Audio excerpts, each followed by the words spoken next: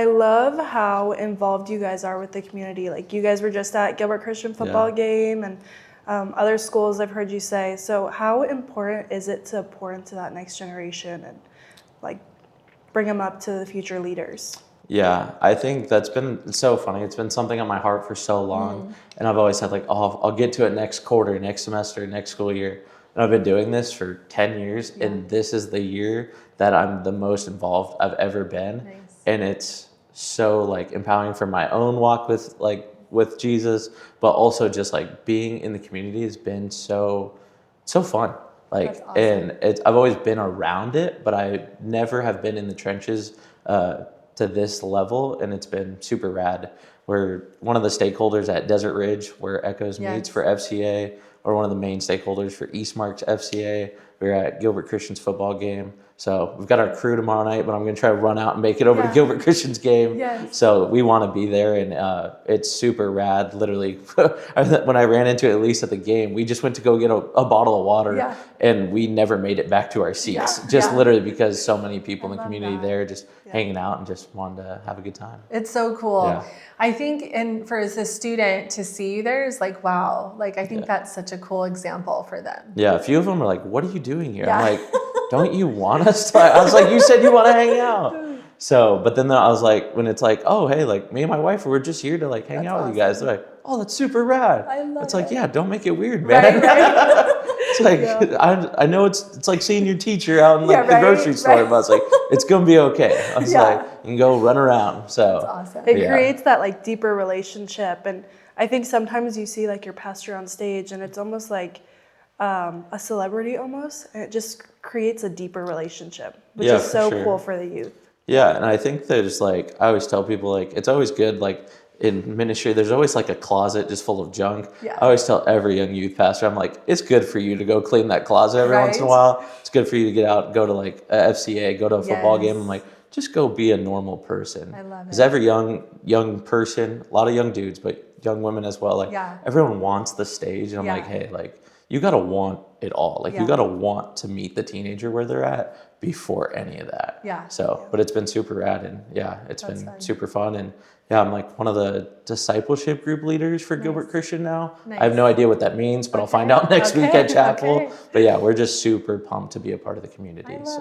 I love it. I've been wanting Echoes to get more involved in the school, so that's really cool. No, we're pumped. What's next for Echoes Youth Student Ministries? Honestly, the big thing that we're like right now, just crunching everything, is it sounds super far away, but it's summer camp. Yes. Like we didn't have camp this year. Like we all felt all sorts of ways about it. Yes. But we've been grinding and planning and literally about to pull the trigger on getting our spots ready for summer camp next year. So we're so pumped just for the fun of what summer camp brings, but also like what we know, like what we're gonna do and make heaven more crowded 100%. after those 2 weeks of camp. Like we are so pumped. Like awesome. We're pumped to see students get baptized. Like we are just fired up. But camp is powerful. Yeah.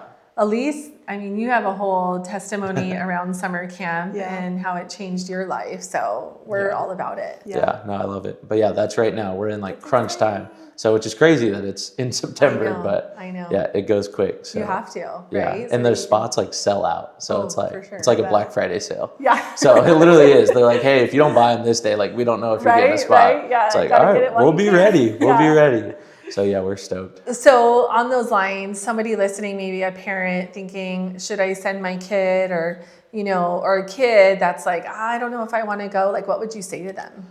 To the parent, I'm going to step on some toes a little bit. That it's like, as much as we want to send our kids to the volleyball camps and the football camps and all those, it's like, if you believe in the holistic version of your student and your child, as much as I am for my 2-year-old and my 8-month-old, it's like, hey, you got to also be able to fork up the dollars to send them to summer camp, even if it's maybe not the thing that the parent is A1 priority. But it's like, hey, like the kid playing lacrosse, like the parents aren't out there playing. It's because they want to play. So you're going to spend the money and send them to camp. It's like, if he wants to go to church camp too and have a good time and learn about Jesus, it's like, you should make a way too for them to get there. And for the students, I'd say like, hey, you never know what God's got for you. And if it's for whatever it might be, the competition aspect, or for high school camp, we're going to go to the beach. It's like, maybe that's what gets you there. And it's like, that's great. Like spending time in community at the beach is awesome. Yeah. But it's like, hey, like, what if that could lead to something even greater that could change the rest of your eternity? I So love that. yeah, we're excited and we're believing something big for it. I So think that is so cool. It's been really cool to see Echoes as a church grow yeah, and just to see the need. And I know there's a lot of talk of like a revival, yeah, right? Where I think, to your point earlier, the events of last week, the tragedy with Charlie Kirk's assassination, it was like everywhere we turned, there was a school shooting, the woman getting stabbed on the train, like just horrible, horrifying events. And to see the country respond, not only grieve together, but then also Yeah. look to God together. I know so many people that are like, I'm opening up my Bible for the first Yeah. time, right? Like our church was packed. yeah, So many churches were packed. I think it's amazing. And there's so much to be said for like inside of all of us is this need to know God. And there's so many distractions that can pull us away from that. And so if all you can do is just get yourself to church, like that's it. Just get yourself there. yeah. And I think in that, it's like, hey, if you're open to just even stepping up into a church building, it's like, man, like God's got something for you, and it might just be planting that seed, or it might be maybe on a spontaneous baptism day, like you're up there. But yeah, no, it's been super powerful to see, and I think there's been a few tragedies, even today's Thursday, but since Monday too, and it's like, man, like you can't catch a break. But I think just through the insane amount of evil in the world, like God's like, hey, like I've already conquered the world, and like I'm gonna show you guys like what's up. And it's been super rad. Like even in the light of like Charlie Kirk of his funeral on Sunday, it's like I'm just like already believing in it, like getting goosebumps talking about like that football stadium's gonna be packed for the name of Jesus, and that's gonna be so rad to see. Hopefully over 50,000 people there, just worshiping the Lord because of what He did. Yeah. Totally. I bet because you've been doing this a little while, you have some really cool stories with students. Do you have any that stand out that you could share? Oh man, that you'd want to hear. Teenagers are kind of crazy. Yeah, I know that. There's a few of like our young leaders. One out of the middle school ministry I was a part of.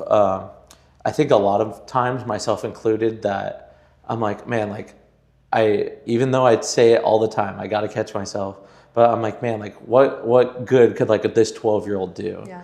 And in my past ministry, I had this 12-year-old, this girl that came in. I think I met her right in 6th going into 7th grade. And she was just like, hey, like I want to be a part of this. And like, I was like, okay. And like when a 12-year-old says that about church, you're like, cool, I'll see you once a month and like you're going to help out. And literally God got a hold of her heart and has done something radically. And like, she is now a pillar of that ministry still, even post. Like it was hard. Like when I announced like I was moving out and leaving, like that team was crushed, but literally she's stayed faithful and has been a pillar. She sings on the worship team. She's on the student leadership team. And it's just been like, hey, I'm going to be a force to be reckoned with, even as an 8th grader. And I was like, let's go. Like that fires me up. That's a little lesson in there. Like Yeah. it doesn't matter how old you are. There's something that you can do that can make a difference and have an impact. That's really For cool. sure.